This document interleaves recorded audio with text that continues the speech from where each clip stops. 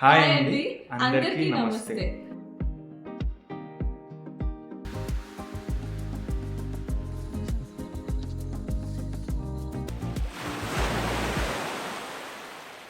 శ్రీలంకలో అన్నిటికంటే ఫేమస్ అయింది దాని వైల్డ్ లైఫ్. ఎన్నో వేల ఎలిఫెంట్స్ ఇంకా ఇతర జంతువులు ఉన్నాయి. ఇవన్నీ దగ్గర నుంచి చూడటానికి మేము ఉడవలావే అనే ఫారెస్ట్లో ఉన్నాము. ఆ ఎక్స్పీరియన్స్ అంతా ఈ వీడియోలో చూసేద్దాం. ఇప్పుడు మనం నోరైలియా హిల్ స్టేషన్ నుంచి ఉడవలవే ఫారెస్ట్కి వెళ్తున్నామండి. ఇది ఒక 4 hours జర్నీ. దారిలో ఎల్లా అనే ఒక ప్లేస్ వస్తుంది. ఇక్కడే మోస్ట్ ఫేమస్ 9 arch బ్రిడ్జ్ ఉంది. ఇది ఆల్మోస్ట్ ఒక 20 minutes ట్రెక్ ఉంటుంది. ఈ ట్రెక్ చేస్తున్నప్పుడే భార్గవి చెప్పు అయితే దిగిపోయిందండి. కానీ వెనక్కి కార్ దగ్గరికి వెళ్ళాలన్నా చాలా టైం పడుతుంది. అందుకే నెమ్మదిగా బ్రిడ్జ్ వైపే మేము వెళ్ళాము. బ్రిడ్జ్లో చాలామంది ఫారినర్స్ అయితే ఉన్నారు. అందరూ ఫొటోస్ వీడియోస్ తీసుకుంటున్నారు. బ్రిడ్జ్ అయితే చాలా మెజెస్టిక్గా చాలా పెద్దగా ఉంది. వాన కూడా స్లోగా తగ్గింది. అందుకే మేము వెయిట్ చేయకుండా ఇంకా ఒక మంచి డ్రోన్ షాట్ అయితే తీసేసాము. ఈ బ్రిడ్జ్ రీచ్ అవ్వడానికి 3-4 డిఫరెంట్ రూట్స్ ఉన్నాయండి. ఏ రూట్ అయితే అందరికన్నా టైం సేవింగ్ కాస్ట్ సేవింగో అన్నిటికీ కలిపి మేము ఇంకో వీడియో తీసాము. మీకు కనుక 9 arch బ్రిడ్జ్ విజిట్ చేసే ప్లాన్ ఉందంటే ఆ వీడియో తప్పకుండా చూడండి. ఇది అయిపోయాక ఇంకా మనం ఉడవలవే వైపు మళ్ళీ జర్నీ స్టార్ట్ చేసామండి. ఆల్మోస్ట్ ఒక 2 hours జర్నీ. ఉడవలవే ఒక దట్టమైన ఫారెస్ట్ అండి. మనం ఈ ఫారెస్ట్ ఏరియాలోనే మహూరా క్యాంప్ రిజర్వ్ అనే చోట ఉంటున్నాము. చాలా వెరైటీ యానిమల్స్ చూసాము.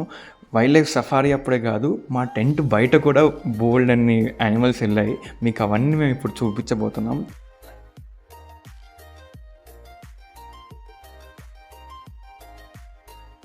వెళ్ళిన వెంటనే చాలా వామ్గా రిసీవ్ చేసుకున్నారండి. ఇదిగోండి ఇలాంటి గార్డెన్ ఇద్దరికి వేశారు. ఇక్కడ ఎదురుగా నడుస్తున్న ఆయన పేరే సోలమాన్. ఈయనకి నేషనల్ జియోగ్రఫిక్ లాంటి ఛానల్స్తో కూడా పరిచయం ఉంది. లాస్ట్ 40 సంవత్సరాల నుంచి ఈయన ఫారెస్ట్లో ఇంకా సఫారీస్లో పనిచేశారు.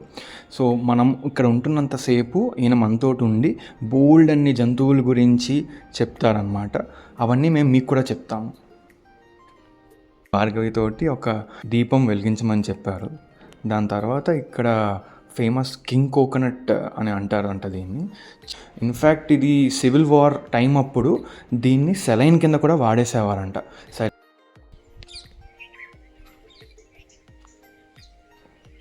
ఇదిగోండి రూమ్ ఎంటర్ అవ్వబోతున్నాము. అప్పుడే మనకి ఆల్రెడీ ఒక పీకాక్ కనిపిస్తుంది. ఇదిగోండి మేము మార్క్ చేసి చూపిస్తున్నాను. ఇంకా నాకు అర్థమైందండి మనం నిజంగా అడవి మధ్యలోనే ఉన్నాము అని. ఇంకెన్ని యానిమల్స్ చూస్తామా అని చాలా ఎగ్జైటింగ్ అయితే నాకు ఉంది.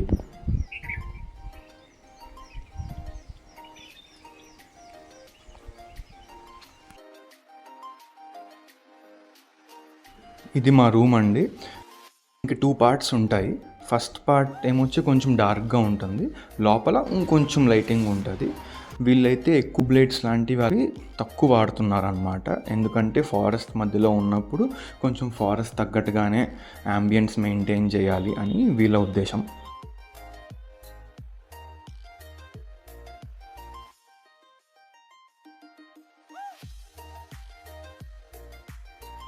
ఇక్కడ బాత్రూమ్ కూడా ఉంది. నీట్గానే ఉంది. మరి ఫారెస్ట్ మధ్యలో ఇంత టెంటు బెడ్ అన్నీ ఉన్నాయి కాబట్టి అదొక వేరే ఎక్స్పీరియన్స్ అని అనుకోవాలి. రూమ్లో ఉన్న బయట ఉన్న ఈ జిప్ తప్పకుండా వేసి లాక్ వేయాలని చెప్తున్నారు. లేకపోతే కోతులు ఓపెన్ చేసుకుని వచ్చేస్తాయంట. ఇప్పుడు లంచ్కి వచ్చామండి. లంచ్లో ఇలా శాండ్విచ్ ఇంకా ఫ్రెంచ్ ఫ్రైస్ పెట్టారు. యాక్చువల్గా టేస్ట్ చాలా బాగుంది. ఇంత ప్రయాణం చేశాక మాకు ఆకలి కూడా బాగానే వేసింది. మేమైతే వెయిట్ చేయకుండా బాగానే తినేసాం.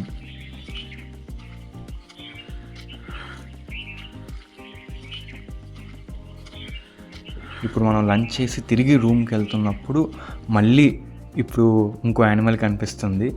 ఈ యానిమలే ఉడుము పట్టు అంటారు కదా, సో ఆ ఉడుమే.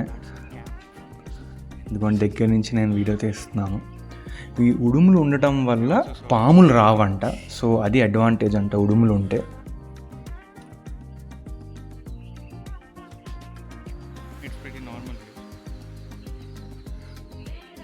రాత్రి అయిందండి, మీరు చూస్తే టార్చ్ లైట్ ఫ్లాషెస్ కనిపిస్తున్నాయి. సో రాత్రి పగళ్ళు అంతా ఇలా ఒక మనిషి తిరుగుతూనే ఉంటాడు చుట్టుపక్కల. ఏదైనా యానిమల్స్ వచ్చినా కూడా అందరికీ అలర్ట్ చేయడానికి వీలవుతుంది అని.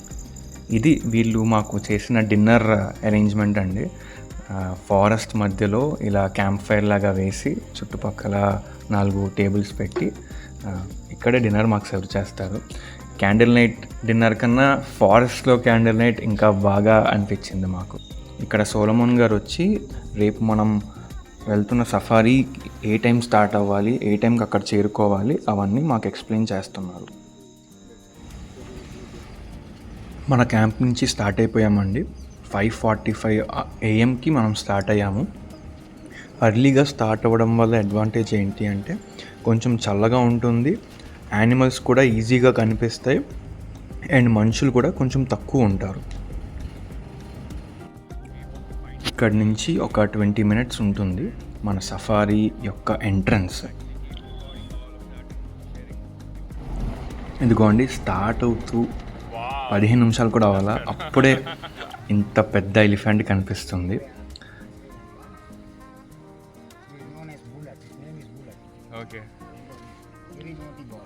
దీని పేరు బుల్లెట్ అంట. ఇది ఆల్మోస్ట్ ఒక 15-16 year old టస్కర్ అంట. సో ఇక్కడ టస్కర్స్ చాలా తక్కువ అంటండి శ్రీలంకలో. ఓన్లీ ఒక 6-7%, 6-7% ఎలిఫెంట్స్కే ఈ దంతాలు ఉంటాయి. సో అందుకే వాటికే వీళ్ళు పేర్లు కూడా పెడతారనమాట, ఈజీగా ఐడెంటిఫై చేసుకోవడానికి. సో శ్రీలంకన్ బ్రీడ్ ఎలాగా అంటే, ఒక టస్కర్ పుట్టాలి అంటే దాని ఫాదర్ ఇంకా దాని గ్రాండ్ ఫాదర్ కూడా టస్కర్స్ అవ్వాలి. అంటే దంతాలు ఇద్దరికీ ఉంటేనే అప్పుడు మనవడికి కూడా టస్క్స్ వస్తాయి, అంటే దంతాలు వస్తాయి అంట. 8 సంవత్సరాల ముందు అయిన సెన్సస్ ప్రకారంగా అయితే ఓన్లీ ఒక 120 నుంచి 130 దంతాలు ఉన్న ఎలిఫెంట్స్ శ్రీలంక మొత్తంలో ఉన్నాయి అని ఈయన చెప్తున్నారు. ఇదిగోండి, ఇదే ఎంట్రన్స్ అన్నమాట సఫారీది. లోపల అన్ని జీప్స్ వెళ్ళడం మీరు గమనించవచ్చు. లోపలికి వెళ్ళిన వెంటనే ఒక పాస్ తీసుకోవాలి. సో అది మన డ్రైవరే తీసుకుంటాడు. అంతా కలిపి డ్రైవర్ ఇంకా ఒక వెహికల్ కావాలి ఒక సఫారీ కంటే 3,000 నుంచి 5,000 రూపాయలు అవుతుందండి. మనతో పాటు ఇలా న్యాచురలిస్ట్ కూడా, అంటే ఇప్పుడు సోలమన్ గారు వచ్చారు కదా, అలాగ కూడా ఎవరైనా రావాలి అంటే ఇంచు 8,000 రూపాయలు అవుతుంది. ఇదిగోండి, ఈ బిల్డింగ్లోనే పాసెస్ అన్నీ ఇస్తారు. ఎదురుగానే వాష్రూమ్స్ కూడా ఉన్నాయి.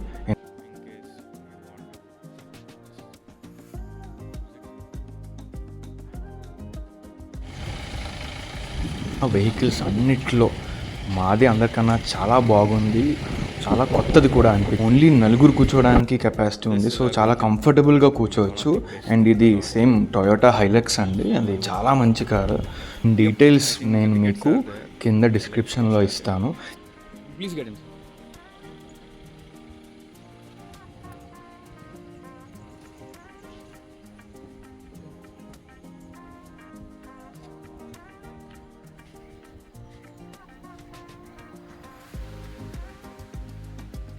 ఇదిగో ఇప్పుడే ఎంటర్ అయ్యాము.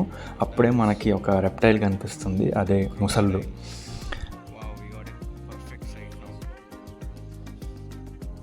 అవి నీట్గా నిద్రపోతున్నాయి.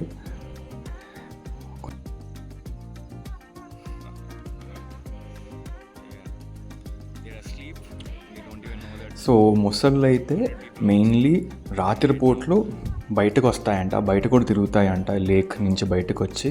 జనరల్గా అవి హంట్ చేయడం కన్నా ఆల్రెడీ హంట్ అయిపోయిన యానిమల్స్ ఉంటాయి కదా, వాటి మీద బతుకుతాయంట.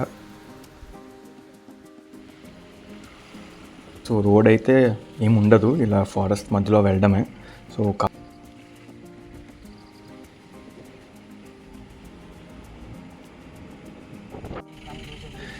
ఇదిగోండి, నెక్స్ట్ యానిమల్ కనిపించేసింది. చూసిన వెంటనే సోలమన్ గారు చెప్పారు, అది తొండం లోపల పెడుతుంది, జాగ్రత్త మీరేమే. అండ్ ఆయన అన్నట్టే నిజంగా తొండం లోపల పెట్టడానికి ట్రై చేసింది. వచ్చేసాం మనం.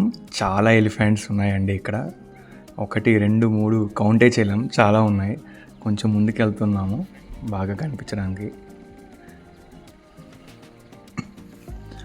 అదిగోండి, చిన్న ఎలిఫెంట్స్, పెద్ద ఎలిఫెంట్స్, అబ్బా ఎన్ని ఉన్నాయో.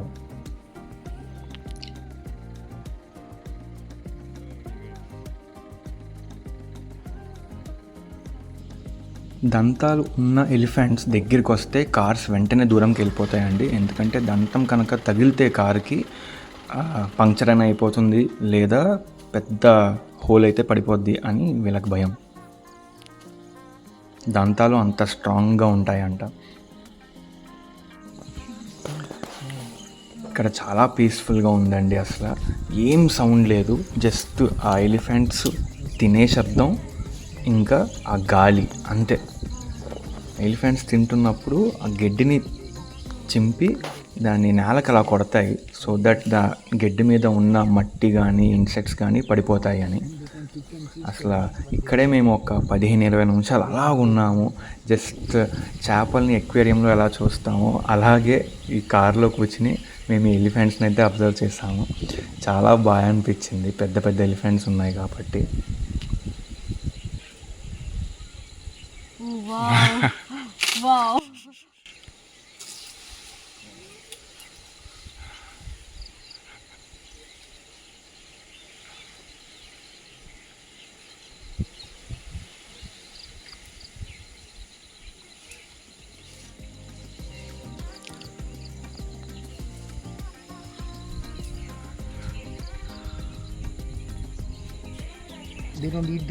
ఈ ఎలిఫెంట్ కొంచెం దగ్గరికి వస్తుంది, మా మీదకి వస్తుందేమో అని భార్గవి భయపడింది. ఆయనైతే ఏమవ్వదు రిలాక్స్గా కూర్చోండి అదే వెళ్ళిపోతుంది అన్నారు.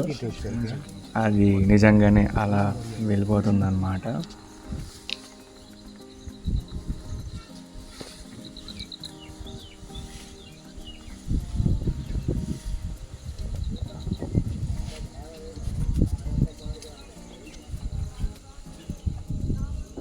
ఇంకొంచెం ముందుకెళ్ళాము, వెళ్ళిన వెంటనే నెమలి చూసాము. అసలు ఇంత బ్లూ కలర్లో ఇప్పటిదాకా మేము ఎప్పుడు నెమలి చూడలేదండి. చూసాము కానీ ఇంత బ్లూయిష్గా ఎప్పుడు కనిపించలేదు మాకు ఎప్పుడు. ఇక్కడ దారిలో బోల్డ్ మంది డ్రైవర్స్ ఒకరితో ఒకరు మాట్లాడుకుంటారు. వాళ్ళు ఏదైనా యానిమల్స్ని చూసినా వీళ్ళు ఏదైనా చూసినా ఒకరికొకరు చెప్పుకుంటారు అనమాట. చూడండి బోల్డ్ మంది ఫారినర్స్ అయితే ఉన్నారు, కానీ యాలా లాంటి ఫారెస్ట్లో అయితే ఇంకా నిండిపోతుందంట.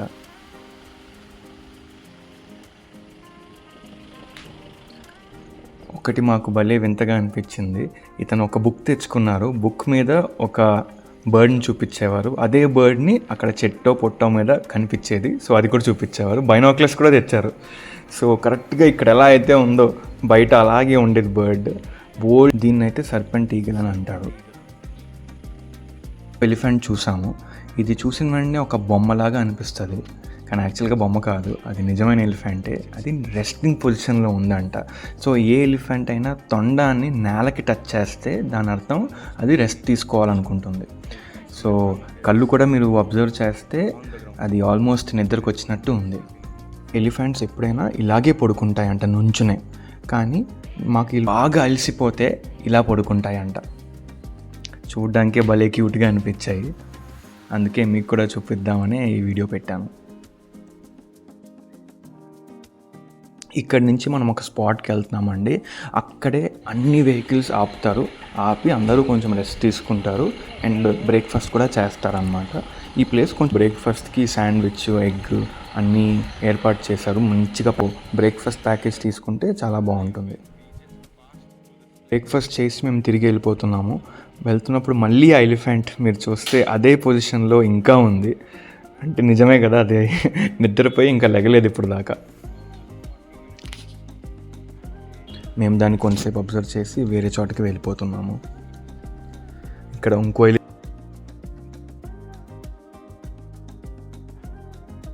ఎలిఫెంట్ ఉందండి, ఇదైతే చాలా దగ్గర ఉంది. ఇంకా మేము బోల్డ్ అండ్ యానిమల్స్ ఆల్రెడీ చూసేసాము, తిరిగి వెళ్ళిపోతున్నాము. బుల్లెట్ అయితే ఇంకా అక్కడే ఉంది, ఆ పెద్ద దంతాలది. సో పొద్దునైతే హడావుడిలో వెళ్ళిపోయాం కాబట్టి ఆగి మళ్ళీ దీన్ని చూసుకుని ఇంకా బయలుదేరామన్నమాట. ఇప్పుడు మీకు దారిలో లెఫ్ట్ సైడ్ చాలా గ్రీన్గా కనిపిస్తుంది, ఒక చోట గడ్డి చెట్లు లేకుండా. అది ఎందుకు అలా మెయింటైన్ చేస్తారంటే ఎలక్ట్రిక్ ఫెన్స్ ఒకటి ఉందండి ఈ పార్క్ చుట్టూ. ఆ ఎలక్ట్రిక్ ఫెన్స్ని ఎలిఫెంట్స్ పక్కన ఉన్న చెట్టుని పడేస్తాయంట. ఆ చెట్టు పడేస్తే ఎలక్ట్రిక్ ఫెన్స్ పడిపోతుంది. సో అలా అవ్వకుండా చెట్లని కొంచెం దూరం వరకే ఉంచుతున్నారు. అలా దూరంగా సఫారీ అయిపోయి మనం తిరిగి చేరుకున్నామండి. చేరుకున్నప్పుడు మాకు లంచ్ ప్రిపేర్ చేస్తున్నారు శ్రీలంకన్ స్టైల్లో. శ్రీలంకన్ స్టైల్ అంటే మరీ ఎక్కువ డిఫరెన్స్ ఏం లేదండి. జస్ట్ మనం సన్ఫ్లవర్ ఆయిల్ వేస్తాం, వీళ్ళు కోకోనట్ ఆయిల్ వేస్తారు లేదా కోకోనట్ మిల్క్ వేస్తారు. లంచ్ చేసిన వెంటనే మనం జంగల్ వాక్ అని వెళ్తున్నాము. ఇది సన్సెట్ అవ్వకముందే చేయడం అడ్వైజ్డ్ అండి, ఎందుకంటే ఎప్పుడైనా ఏ యానిమల్ అయినా రావచ్చు. ఇక్కడ మీరు చూస్తున్న ఫెన్స్కి అవతల పక్క శాంక్చురీ, అంటే యానిమల్స్ అన్నీ లోపల ఉంటాయి, మనుషులు అలౌడ్ కాదు.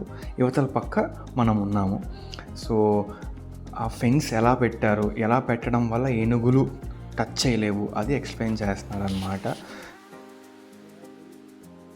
ఏనుగు ఎంత పెద్దగా ఉంటుందో కానీ నడిస్తే అస్సలు సౌండే రాదు, ఎందుకంటే ఏనుగు కాళ్ళకి ఒక షాక్ అబ్జార్బర్ లాగా ఉంటుందంట. కుక్కలు పిల్లులు నడుస్తున్నా కూడా కొంచెం సౌండ్ వస్తుంది కానీ ఏనుగుకి రాదు, అదే రీజన్. ఏనుగులు నడుస్తున్నప్పుడు దానికి చుట్టూలో 5 నుంచి 10 కిలోమీటర్ల దూరంలో ఇంకెక్కడ ఏనుగులు ఉన్నాయో వాటికి తెలిసిపోతుందంట. అంత స్పర్శ ఉంటుందంట ఏనుగు కాళ్ళల్లో. అండ్ అది తొండంతో 5 కిలోమీటర్ల దూరంలో వాటర్ ఎక్కడ ఉందో కూడా తెలుసుకుంటాయి అంట. ఈ ఇంట్రెస్టింగ్ పాయింట్స్ అన్ని వింటూ మనం సన్సెట్ పాయింట్కి వెళ్తున్నామండి. వెళ్ళేదారిలో ఇక్కడ మళ్ళీ ఇంకో నెమలి కనిపించింది. ఈ ఎక్స్పీరియన్స్ అయితే మాకు చాలా నచ్చిందండి. అన్ని ఎలిఫెంట్స్కి దగ్గరలో వెళ్తూ ఎలిఫెంట్స్ గురించి తెలుసుకుంటూ చాలా బాగా అనిపించింది. మీకు కూడా నచ్చిందని అనుకుంటున్నాము.